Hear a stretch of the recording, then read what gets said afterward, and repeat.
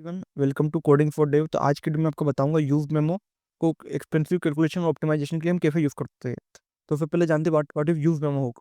तो use memo एक react की हुक होती है जो मेमोराइज करती है और कैच करती है जो हम रिजल्ट देते हैं। कुछ भी हमको अगर कुछ कुछ भी वैल्यू में हमको एक्सपेंसिव कैलकुलेशन हुआ जिसमें हमारे को बहुत ज़्यादा कंप्यूटेशनल पावर लग रही है, ओके, तो हम उसमें क्या करेंगे, हम उसको रिकम्प्यूट नहीं करना चाहते तो उसमें एक डिपेंडेंसी चेंज लगाएंगे हम, और हम उसको मेमोराइज कर लेंगे, उसको एक कैश में स्टोर कर लेंगे उस पर्टिकुलर वैल्यू को।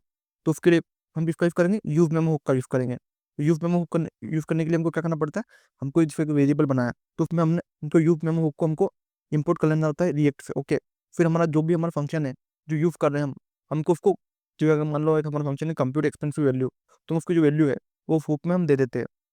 तो जो हमारा फंक्शन रहेगा यूज मेमो, उसमें एग्जीक्यूट होगा ए और बी, जो उसके चेंजेस होंगे, और जो ए और बी रहेंगे जो भी एक्जीक्यूट हुए डाटा में, वो वो सेम रेंडर करेंगे। और जो रिएक्ट यूज करेगा उसके प्रीवियस रिजल्ट को, instead of running the function, bar bar function को रन नहीं करेगा। अगर कुछ भी हमारे ऐप में कुछ एप्लीकेशन ऑपरेशन हुआ, वो यूज मेमो पे उठा कर उसका पर्टिकुलर डाटा सेंड कर देगा, ओके। और उसमें अगर पर्टिकुलर हमें डिपेंडेंसी में कुछ चेंज होंगे तो हम उसमें डिपेंडेंसी दे सकते हैं कि इस डिपेंडेंसी में चेंज हो रहा है तो आपको कंप्यूटेशन करना है, उसमें डिसाइड कर सकते हैं, ओके। तो इस तरीके से हमारी जो कंप्यूटेशनल पावर है हम उसको ऑप्टिमाइज कर सकते हैं यूज मेमो का यूज़ करके। हम यूज मेमो का यूज़ क्यों करते हैं हम, ताकि हम हेवी कैलकुलेशन को बचाने के लिए और एवरी रेंडर को बचाने के लिए, कुछ जो भी, क्योंकि आपको पता है जो एक रेंडर होता है हमारी एप्लीकेशन में, वो मतलब जितने ज़्यादा रेंडर होते हैं उतना हमारे एप्लीकेशन पे लोड पड़ता है। इसके लिए हम किसका यूज़ करते हैं, हम इसको रिड्यूस करने के लिए यूज मेमो का यूज़ करते हैं। और अगर हमको ऑप्टिमाइज करना है हमारे रेंडर को जो अननेसेसरी कंप्यूटेशन के लिए, तो हम किसका यूज़ करते हैं, यूज मेमो हुक का यूज़ करते हैं।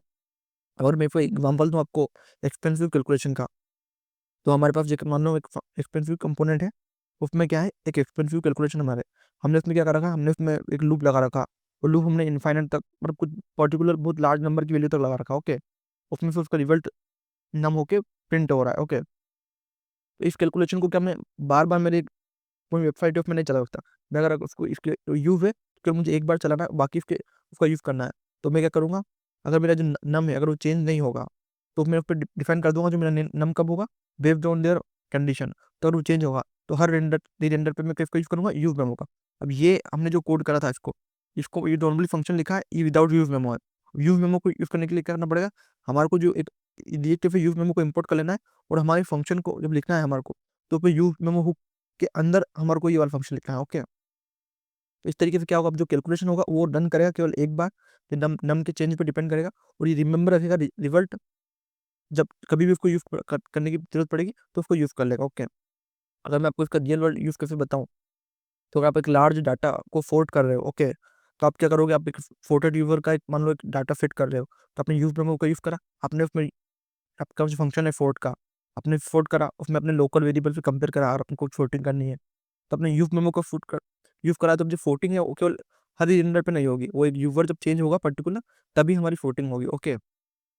अगर इसकी इंपॉर्टेंट अगर मैं बताऊँ नोट के बारे में, यूज मेमो परफॉर्मेंस ऑप्टिमाइजेशन के लिए यूज होता है, लेकिन ये गारंटी नहीं है उसकी, क्योंकि उसको आपको यूज करना है, आपको किस तरीके से यूज करना है, ओके।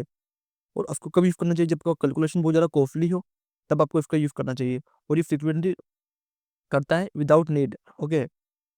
और अगर बात करें आपको कब यूज मेमो को अवॉइड करना चाहिए, जब आप साइड इफेक्ट फंक्शन का यूज कर रहे हो जिसमें आपकी प्योर कंप्यूटेशन होती है, तब आपको इसको अवॉइड करना चाहिए। अगर तो आपको मैं इसकी समरी दूँ इस वीडियो की, तो इस वीडियो में मैंने आपको बताया कि यूज मेमो हुक क्या होता है, और यूज मेमो हुक का पर्पस क्या है, ये कैलकुलेट करता है एक्सपेंसिव कैलकुलेशन को जो हमको यूज आती है। और उसकी डिपेंडेंसी क्या रहती है, डिपेंडेंसी वो रहती है कि वो उसको रिकैलकुलेट करेगा उसको स्पेसिफाइड डिपेंडेंसी चेंज के ऊपर, और वो डिपेंडेंसी होगी तभी वो उसको चेंज करेगा, ओके। और ये बेस्ट काय के लिए रहता है, फोर्टिंग, फिल्टरिंग और मैथ के जो हेवी लॉजिक्स रहते हैं उसके लिए हम इसका यूज करते हैं। और जो कॉमन मिस्टेक्स होती है, क्या होती है कि over use one cheap competition और नॉन प्योर फंक्शन, कि हमको क्या इसको हर बार यूज नहीं करना, हमको जब हमें लगे किसी फंक्शन में उसकी टाइम कॉम्प्लेक्सिटी निकालनी है, अगर उसकी बहुत ज़्यादा है तो आपको क्या उसको तब यूज करना है ताकि वो फंक्शन को एक बार ही रन करे, ओके। तो इस वीडियो में आपको कुछ भी डाउट है अगर यूज मेमो बुक से रिलेटेड, तो आप कमेंट कर सकते हो। इसी तरीके को और वीडियो देखने के लिए कोडिंग फॉर डेव को सब्सक्राइब करो। Thank you for watching.